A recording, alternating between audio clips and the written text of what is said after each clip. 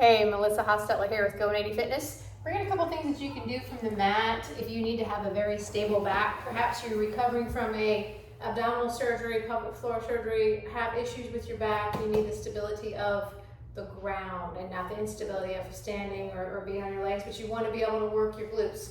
The bridge, reverse plank, hip thrust, whatever you want to call it, is a great way to do that so that you have stability. Should not be pressure on your knees. You want to think about where knees are bent, feet are flat on the floor. You want to scoot your heels in so that you have good firm pressure both through heels and toes, through your whole foot. Also, you want to think about it as you raise. Right now when I'm laying flat, my pelvic bones are straight, right? I feel my hip point straight to the ceiling. As I raise up, I want to think about them raising straight to the ceiling as well. I want to think about my line from knee to shoulder being straight. I don't want an overarch, right? Where I've taken down the glutes and started to arch my back. I also don't want to sag, where my glutes are not squeezing all the way to a nice long neutral line. That's what I'm looking for before I add any weight or any extra work. You gotta be able to do that, or you stay working on this position first. When you add weight, it's easy for the pelvis to tilt one way or another. So you want to think about that. If you're adding weights and you have shoulder issues, so for this case, I've got a right shoulder problem and my left shoulder is fine. My left wrist and elbow are fine. So I want to assist my right side. So I'm assisting my right side. Once I have a straight arm, it's not an issue. I'm pushing out with that arm and I'm going to use my leg from there on to be my assist so I can fill my left hand with weight also. So I can slide it up to my knees and bring it almost overhead straight, right, without having to bend. I can also take it back that way. I'm bringing it back to my thighs and knees and sliding it down to get it back down to the floor. That's going to be very important to keep good control of that with a straight arm so I can protect my elbow and wrist. I'm going to do everything in neutral grip, which means my palms are facing each other. So first I'm going to set up my arms. I'm going to slide that weight up, pop it up overhead. I'm keeping neutral grip. I'm going to think about my good solid foot stance. I'm going to think about zipping from pelvic floor, lower belly, middle belly, rib clamp, squeezing my glutes tight so everything is firm before I even raise off the floor. And then I'm coming into that bridge, reverse plank, whatever you want to call it. We're going to call it bridge. Holding here, you just want to make sure, can I hold this weight? Can my elbows be strong? Wrists are strong, they're not bent to the back. I'm pushing my knuckles to the sky.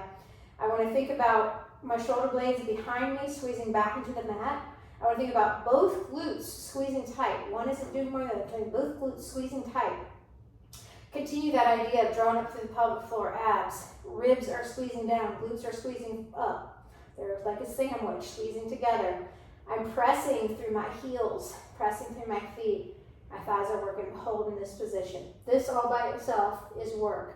So you can hold here, you can add to it, and I'm going to show you a couple modifications. If you're going to raise one leg, you've got to really center. If I'm going to raise my front leg, I've got to really center into the back one, driving to that glute. Just lifting my heel off the ground is a good start and still working to maintain that stable pelvis. From there would be knee to chest. Again, not as hard as extended leg. Maintain stable pelvis. Extended leg, flex foot. That's going to be your hardest position. Working to keep that pelvis stable. So you've got to find where you can do it. As I come back, again, I'm going to use my knees, slide down my thighs. I can dump the weight out of my good arm, and I can assist my other arm that has weakness. All right, I'm going to show a couple other exercises. We can do raise and lower with that hip thrust position with that weight. And again, you have to take the time you need to get it set up, right? But I'm able to press out on the legs and squeeze up and down, adding that weight. I just need to be able to keep that outward press so that my arms can stay straight. Or you can hold more kettlebell centrally if you want. It's just harder to find. Not everybody has that weight with the kettlebell. So raising and lowering. I like to do those with my breath, and it would look like this. I take a big breath in. As I exhale, I zip from pelvic floor to ribs, squeeze the glutes, drive into the heels. Take it all the way up. Keep your glutes squeezed super tight as you're lowering them. So I'm keeping my back in control as I lower down, all the way to the floor. Relax and breathe in. Exhale, zip and squeeze, raise. That's the speed that you want to do. You don't want to be in a rush that you're just trying to accomplish the reps. All right, so that same exercise could be done with a single leg raise to make it much harder. A very quick work for the arms. We're going to show, and again, you're going to assist as needed with your good hand. You need to find the weight that you can do in neutral grip.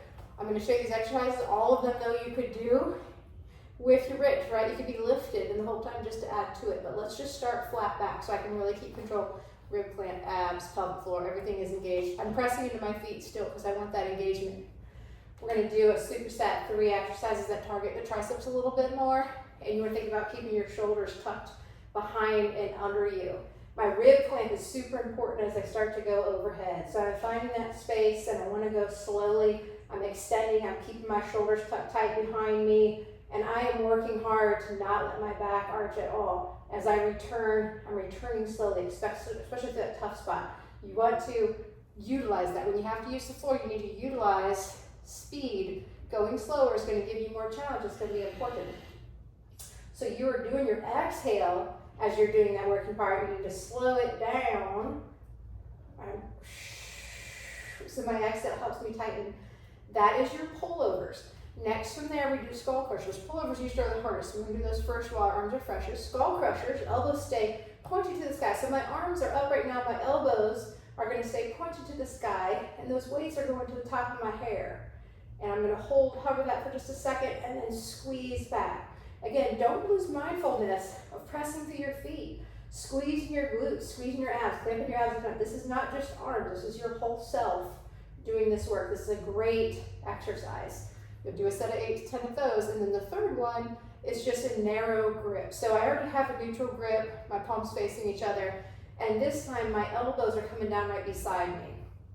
Now it could be that just the strength of the wrist or the strength of the elbow or the discomfort of the shoulder does not allow you to do an unassisted arm. So if I need to assist, this is what it's going to look like. With my right hand needed some help, I'm going to assist through anywhere that's tender, and I'm going to do all the work that I can on my own and assist on the descent as needed. So sometimes you need help just out that bottom spot and then you've got it, or sometimes you need help just as you're about to sit it down and you have that maximum engagement. So you can do that same exercise. That's your pullover superset. You do all 3 of those, a set of 8 to 10 reps of each of those. You do them in a row, and then go back and do pelvic floor only. Heavier weight, more challenge, adding in that extra work, whatever that is for you, and do another set of 10, come back to the arms. You can also just do straight up press, but if you've got an issue with an arm, you've got to do it one at a time. So I'm doing neutral grip, and I'm doing what I can on this arm. I'm assisting, but this time I'm going to my normal position, which is about a 45-degree angle out, as if I was on the bench. When I get down to the floor, because I can't really go lower to the floor, I'm actually going to press into the floor and squeeze my shoulder blades together for a second. I like that. You can get your breath again and press, right? So I've got my assisted hand. I've got my breath in. Exhale with a slow descent. Get your breath as you press into the floor. Breathe in big, and then as you exhale, pressing. With your other hand, your healthy arm, go as heavy as you can on this side. It's okay if they're separate. They're going to be separate if you have a big discrepancy happening right now. Anytime in there you could break, hug knees to the chest, add that little side to side. But you should feel circulation in your lower back and glutes, just because with every move, you are bringing that core stability with your exhale. And that's it for this one. You can do a great set on the floor and never get up. Hope to see you in the gym.